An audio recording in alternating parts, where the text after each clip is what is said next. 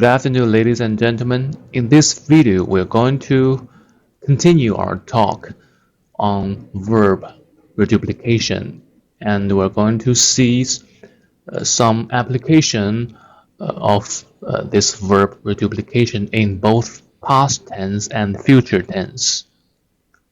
The first sentence, 我向窗外看了看。我向窗外，窗外 means 窗 means window, the windows. I look outside the windows.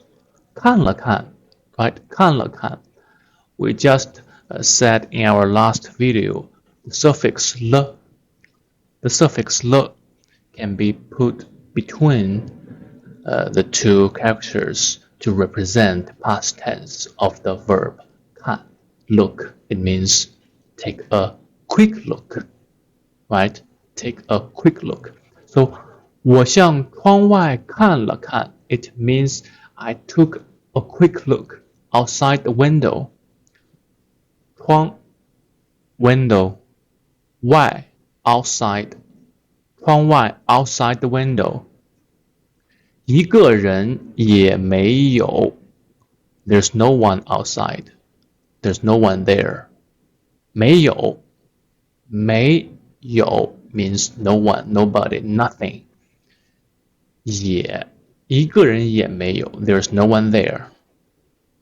我向窗外看了看，一个人也没有 Right? 看了看 So this is a past tense of the verb reduplication. And this one, the second one, 他用力点了点头，点了点 it means he nodded hardly. 用力 means hard or hardly. Use some force. This 力 means force, right? 用力means to use. 用力 But this one is not the verb. Although 用 this character sometimes used as a verb, but in this phrase 用力 it means adverb. It is an adverb, means hardly. 点了点 this is a verb, the past tense verb. 点了点 it means nodded. The suffix 了 used between 点 and 点 to represent past tense of the main verb. 他用力点了点头。头 means head. 点了点头 nodded. We don't say in English he nodded with his head, right? That's weird because if you nod, you use your head. But in Chinese, 点了点 in the phrase 点了点 there is no head in it. So if you only say 点了点 nobody knows what are you doing, right? 点了点 with what? So we have to put head in the end to clarify ourselves. We use our head to nod. So 点 is not nod. In translation, you can translate 点 as nod because you know there is head in the end. So that is a little tricky, but if you get familiar with that kind of expression, that will turn easy. 他用力点了点头，没说话，没说话，没 right? 没 means he didn't or there is no one, nothing. 没说话 he said nothing. 说话 means to talk, to speak, to say. He nodded hardly without speaking a word. This one, the sentence means. So as we can see, What kind of words can be used in verb duplication? 看了看，看了看，点了点。Sometimes, if we want to express a verb or an action that is not durable or not durative, right? Like this one. So, 看 means to look. It is a durative verb, right? You can take a look for a long time. But if you use verb reduplication, 看了看 or 看看, the durative feature disappears. So 看了看 has changed the original durative feature into a non-durative feature. That is to say, if you can take a look for a long time, and now with using 看了看, it means you take a look for a few seconds, right? The durative feature disappeared. So, as we said, the basic grammatical meaning of a verb duplication is to represent a short period of time, or you do the action for a few times, right? So if you want to express, if you want to say you did some actions, a certain action a few times, very few times, or for a short period of time, you can use this verb reduplication. Okay, although this can alone is a durative verb, you can change that durative feature into a non-durative verb phrases by using this verb reduplication. Okay, so the third sentence I wrote here, future tense. It means the action has not happened yet, right? Let's see. 你 you 你看看这样写对不对？这样写对不对？对不对 is also another kind of reduplication, but used in adjective. We will see that later. 看看看看 here is a verb reduplication. 你看看 means please take a look. Okay? 这样写 writing like this. 对不对 Is it right to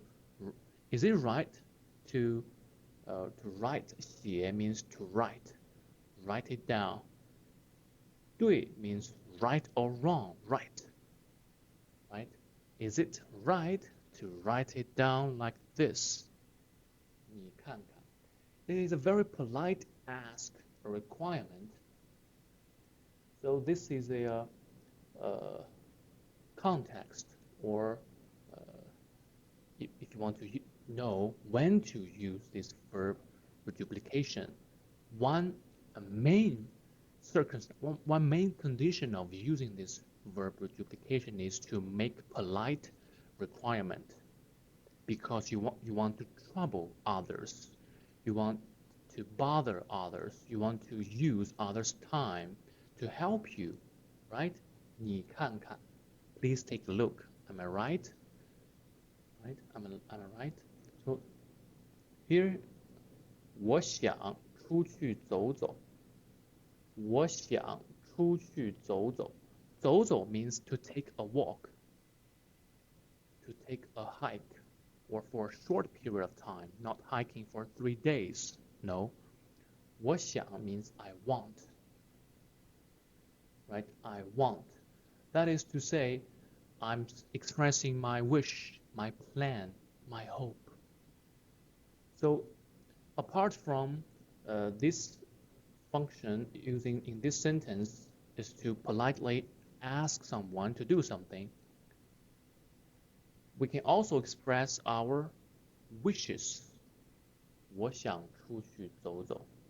I want to go out and take a break, take a walk. That is to say, we are expressing our wishes or our hopes, right? So here is the second use application of verb reduplication in future tense. And the last one, 老师, we have already met that word, 老师, teacher or Mr. Mr. 老师这个字很难. This character, this word is very hard. 很 very 难 hard. This character is very hard. 您给我写写. 您 means you, or it's a very polite way to say you. It's like in early modern English, like ye or thee. 您给我写写. Please write it for me. 写 means to write. And in this verb reduplication, 写写 is a polite way to ask someone to do it for you because you believe it is not hard for a teacher to write this word, right? And you want them to write it for you, to do something for you, right? It's very like in this sentence. This sentence and this sentence are very similar, right? So, 您给我们写写. If you here, if you take this out, 您给我们写. If you say 您给我们写, it's not a polite ask. 您给我们写. 您给我写. It's a little command, right? You are asking someone, or you're asking your superior, your mister, your teacher, to do something for you impolitely, right? So you may feel that difference, right? 写 and 写写. 写写 it's not 谢谢, not thank you. 写 two different phrases, right? So in this episode we have talked verb reduplication used in both past tense and future tense, right? We can use le, the suffix le, between the two words to represent past tense, and we can also ask someone to do something for us politely, right? In this circumstance, 看看 in future tense, 看看 means please do it for me. Take a look, take a quick look. I believe you may take a quick look, and you know it is right or wrong. And we can also express our wishes. 我想 想 means to think, to wish, to hope. 我想 express our wishes. 我想出去走走. It's very like in English, 我想 I want. 出去 go out. In English, we say I want to go out. But in Chinese, we don't have that to. We don't say to.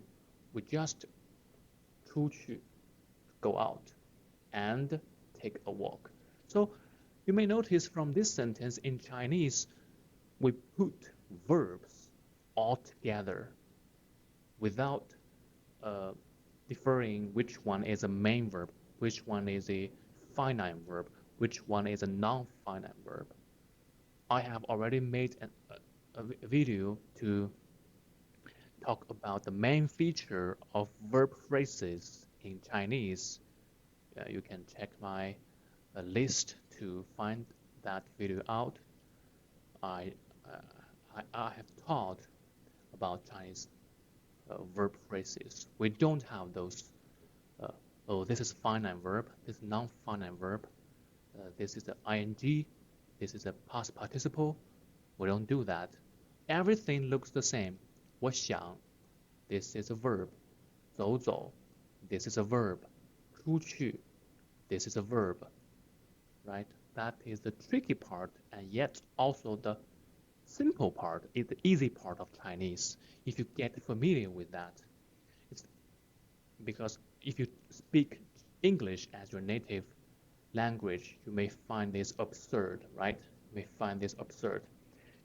Likewise, Chinese students, when studying English, they find it is absurd to defer to difference or to you have to make a choice which one is a main verb, which one is finite verb, which one is a have to add ing, which one has you have to add ed, right?